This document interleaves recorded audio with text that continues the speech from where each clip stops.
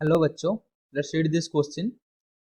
Two soap bubble each with radius r collapse to a vacuum in under isothermal condition to form a big bubble of radius capital R. Then R is equal to, तो ये बोला क्या है कि दो soap bubble है, तो ये जो दो soap bubble है उनका रेडियस है स्मॉल r, ठीक है। तो इसको तो ऐसा दो बबल है,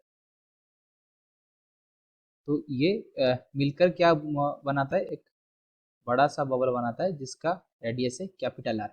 और ये जो कंडीशन में बना रहा है तो वो दे दिया गया है, ये वैक्यूम में बना रहा है और आइसोथर्मल प्रोसेस में बना रहा है। तो हम उसको आर को कैपिटल आर को स्मॉल आर के टर्म में फाइंड करेंगे। तो इधर जो की कंसेप्ट है,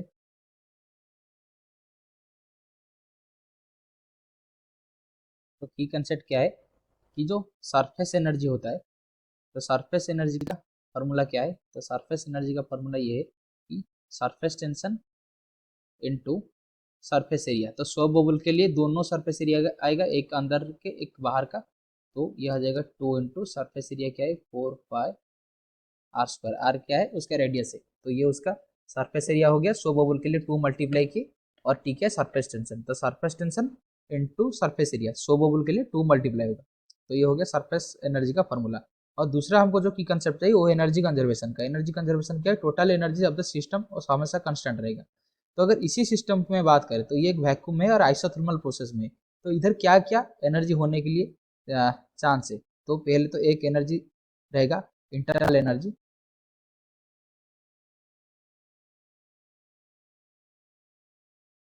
और दूसरा रहेगा सरफेस एनर्जी।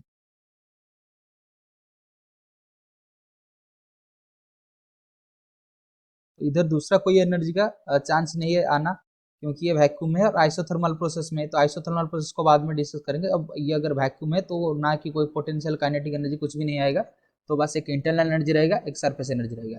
दूसरी बात, इंटरनल एनर्जी एक हमको पता है कि जो इंटरनल एनर्जी होता है ये एक टेम्परेचर का फंक्शन होता है, जिसका वैल्यू होता है F/2 NR del T. F क्या है डिग्री ऑफ फ्रीडम है, और ये डेल टी क्या है चेंज इन टेम्परेचर है। तो हमको पता है कि जो इंटरनल एनर्जी है वो टेम्परेचर का फंक्शन है, मतलब टेम्परेचर के चेंज के हिसाब से इंटरनल एनर्जी चेंज होता है। तो ये आइसोथर्मल प्रोसेस है, मतलब इस प्रोसेस में कुछ भी टेम्परेचर नहीं चेंज करा है। इसका मतलब इंटरनल एनर्जी का चेंज जो होगा वो जीरो होगा, इंटरनल एनर्जी कुछ भी चेंज नहीं होगा। इसका मतलब सरफेस एनर्जी कांस्टेंट रहेगा। तो इसका मतलब ये है, तो हमको सरफेस एनर्जी को इधर कंजर्व करना है। तो सरफेस एनर्जी पहले वाले जो था, मान लीजिए एक ही, ये तो एक ही बना हुआ है एक ही सोल्यूशन का, सो वो बोले तो मान लीजिए उनका सरफेस टेंशन है टी। तो टी इंटू टू इंटू पहले जो स्मॉल वाला था तो उसका रेडियस था स्मॉल आर, तो ये आ गया 4 पाई आर स्क्वायर। तो ये कितना था, ऐसा ऐसा दो था, तो 2 मल्टीप्लाई कर देंगे इक्वल टू, फाइनल में क्या हुआ एक बड़ा बॉल फॉर्म हो गया। तो ये होगा उसका सरफेस टेंशन सेम रहेगा इंटू टू इंटू उसका सरफेस एरिया कितना है 4 पाई कैपिटल आर का स्क्वायर। तो 2t कैंसल, 4 पाई भी कैंसल, तो ये हो जाएगा 2 इंटू स्मॉल आर का square equal to capital R का स्क्वायर।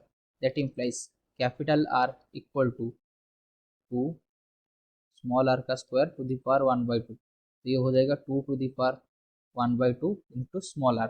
तो अगर ऑप्शन चेक करेंगे तो ऑप्शन क्या आएगा, तो ऑप्शन आएगा option C 2 to the power 1/2 into small R. तो option C is the right answer. Hope you have understood this question. Best of luck.